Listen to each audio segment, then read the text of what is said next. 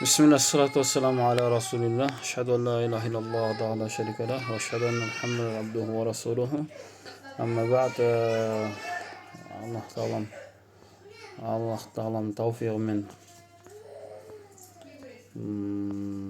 екінші тақырып калам калима калам ва калима соны разбирать еттік. Соның соңғы жаңағы каламға болған төртінші шартын баяндау керек болатынбыз. Яғни айтады, еске түсірейік, яғни каламның анықтамасы, қысқаша еске түсіріп кетейік. Каламның анықтамасы истилахта, яғни қолданыста, терминдік қолданыста ал-лафз ал-мураккаб ал-муфид бил-вадаи. Лафз дегеніміз не екенін айтылды.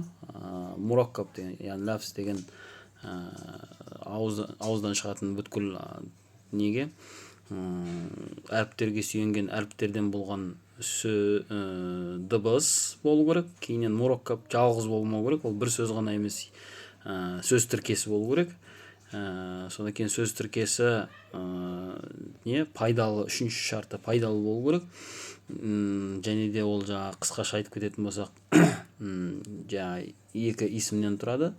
Онсай исім және фиалден тұрады. Ол екі фиалдан тұрмайды, екі етістіктен тұрмайды, екі харфтан тұрмайды, және харф және исімнен тұрмайды. И төртінші шарты бил-вадаи дейді. Бил-вадаи дегені, яғни ол арабтардың түсінігінде болу керек. Яғни арабтар солай сөйлеу керек. Қаулуна бил-вадаи дейді. Яқсиду бихил уламау амрайн. Екі шартты, екі нәрсені жинайды ғалымдар. Біріншісі, ән якуна хадал калам бил-вадаи ал-араб. Яғни арабтардың түсінігі бойынша айтылу керек ол сөз. Мысалы, қазір әй дейді, ән якуна ал-каламу муафиқан ли тариқати al-араби ва қаваидихим фи каламихим. Яғни ол жаңағы араб тілінің қағидаларына сәйкес және де арабтардың түсінігіне сәйкес болу керек дейді. Мысалы дейді, дараба зейдун алиян бил аса. Алиді зейд ұрды дейді, немен? Таяқпен ұрды дейді. Маса ал-бабу мафтухун, есік ашық дейді.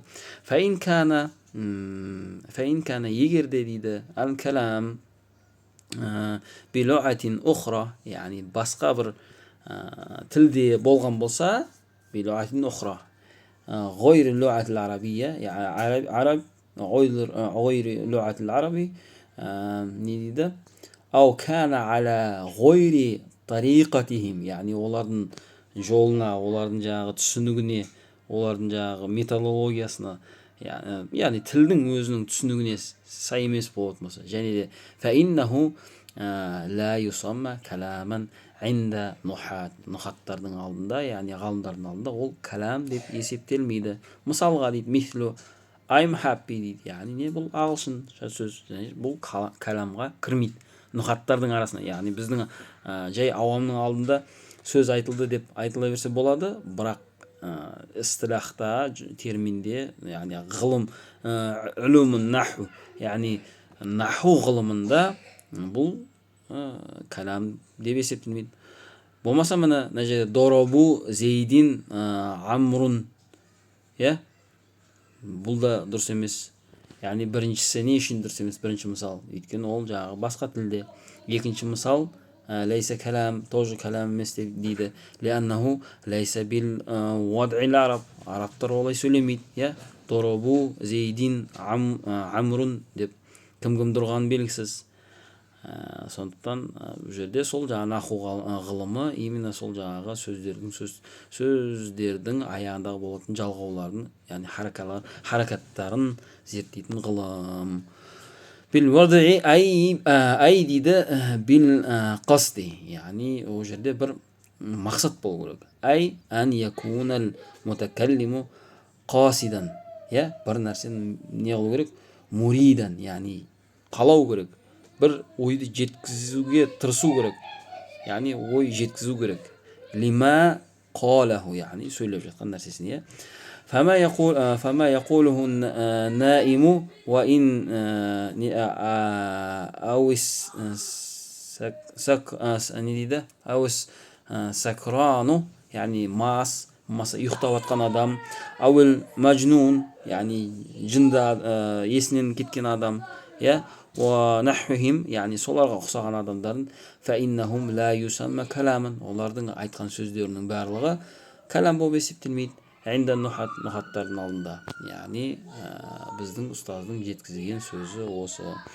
Келесі тақырыпқа Аллахтың қалауымен кіріп жатырмыз. Ол қысқаша мынау ана сабаққа немене толықтыру болып есептелсін. Субханакаллахумма ва бихамдика, ашхаду ан ла илаха илля анта, астағфирука ва атубу илейк.